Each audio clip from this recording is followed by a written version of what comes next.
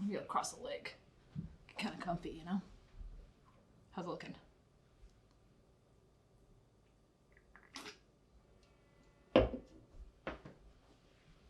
Okay, guys. Welcome. It's the big day. I got my grapes. I'm very excited. I was supposed to get 5 or 6 buckets. That's the normal amount that I've gotten in the past at this vineyard and other vineyards, but unfortunately this year just worked out to 2, which basically means I'm going to have a case of wine instead of, 2 or 3. But honestly, a case of wine is quite a bit for 1 or 2 people, so it's going to be great.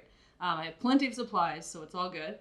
I do want to talk a little bit before we dive into the processing. I want to talk a little bit about this year's harvest and what it could mean for this pet nat. I live in Oregon on the West Coast, obviously, and there are lots of fires all over the place. And unfortunately, there's a lot of smoke. We have a terrible air quality, which means that my grapes had some exposure to smoke. That means potentially there could be some smoke taint on the grapes themselves.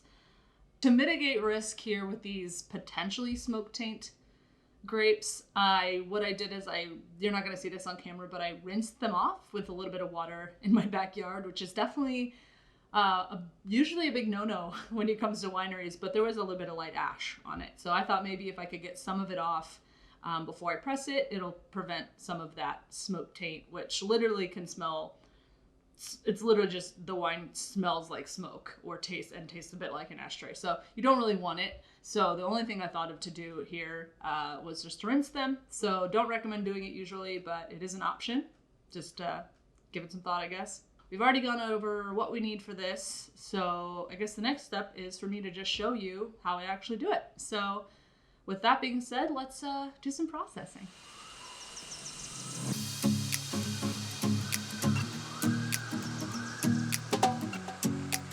As with any fermentation project, you want to start out just by making sure everything is clean. So here we are cleaning the fermenter, which is basically, this is a type of fermenter, and you could use this to process, like if you're making a red wine. I'm only going to be using this fermenter to basically resettle the juice that I get, because this is essentially a white wine made with red grapes. I don't use anything too fancy here. I use some soap to get the solids off, and then I use a sanitizer to rinse it off, and then I do a lot of water. Technically this is a leave-on sanitizer, but I'm using it right now, and so for me I'll leave it on for a minute and then I rinse it off, just because I don't really want sanitizer getting on my grapes. If you're more prepared than I am, then you probably can let it dry overnight or something. It's probably better. Next step, you're going to want to sanitize your mesh bags, and these are what I use to press my grapes. I just do hot water, some 70% alcohol that I made at home with 95% alcohol. I just basically make my own diluted mixture. I like the 70% because it basically makes it to where everything is clean. It's a nice thing to have if you're going to be a home winemaker, because it's basically what wineries use, what bottling lines use in professional settings. So if you can have some alcohol around, it's a really easy way to clean real quick. Okay, so now this is my setup for how I get my juice extracted for a wine, whether it's a pet nat or just like a rosé or whatever. I basically have a bucket that I put my skins into. I've got my 2 buckets in front of me, and then I got 2 mesh bags. I kind of like to rotate them. I just like to have a backup plan. I'm going to be honest, there are a lot of other ways to do this. I do this once a year, so I haven't invested any sort of infrastructure in pressing. What that means is basically I get less yield probably than someone who has a little hand crank or an actual piece of machinery for it. But for me, it's not a big loss. I'm not selling it. It's for fun. It's gifts. So I may in the next year get something that's a little bit more better at pressing, but for me, this point it's worked just fine. This is the part where it's good to have some forearm strength, because at this point you just squeeze and squeeze and squeeze until they're all squeezed. I will say I've learned over time to not overstuff the bag, because if you overstuff the bag, it becomes really hard on your hands and it just the yield isn't as good. So I'll just put 5 or 6 clusters depending on the size and give them a squeeze until nothing else is coming out. This is the fun part. I recommend some good music, maybe even getting some extra hands in on this, because it's a little bit time intensive, but it's part of it. So my 2 buckets yielded about 3 gallons. That's a little over a case of wine. It's all right. You know, that's about what I was expecting for this amount of grapes.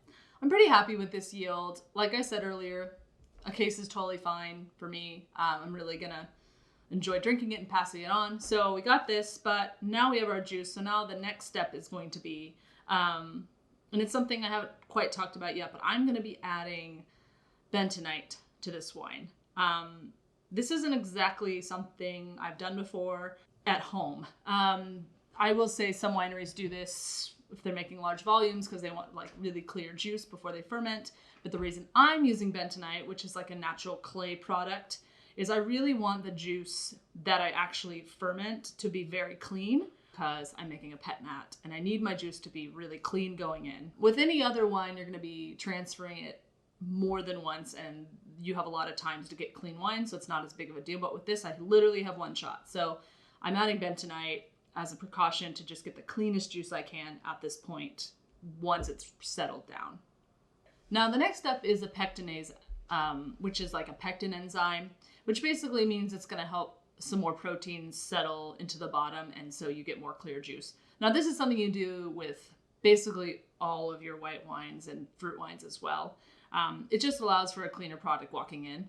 So if you ever have a product you're not sure how much to add, you can always look up, pectinase addition rate, which will tell you like, 3/4 teaspoon per gallon or teaspoon per gallon, depending on what you're doing with it. Like I said, the internet is your friend with these circumstances because it can just guide you in the right direction. You don't have to remember all that all the time. The last step of this processing day, other than getting very sticky, is going to be your potassium metabisulfite, which sounds very, very scientific and crazy, but it's actually, it's just basically something that helps clean up the juice before you ferment it. But it makes the juice microbially sound before you add your yeast, and you're basically just killing any germs in there. There's a couple options with the potassium metabisulfite, which we can just shorten to KMBS because that's way easier. The KMBS is in a tablet form, which is the Camden tabs. And if you remember from my supplies video, that's what I had. But with this, I was having a hard time finding the proper rate. I wasn't sure, and I didn't want to over add because if you over add the sulfur, your yeast won't work because yeast and sulfur do not like each other. So I ended up doing the powdered form in a little bit of water, which ended up being 1/4 teaspoon. So it's like a really tiny amount. And that was fine. And then I gave it a really good mix. I mean, I stirred it for a long time because I really want that bento, that pectinase, and that sulfur to really activate in the juice.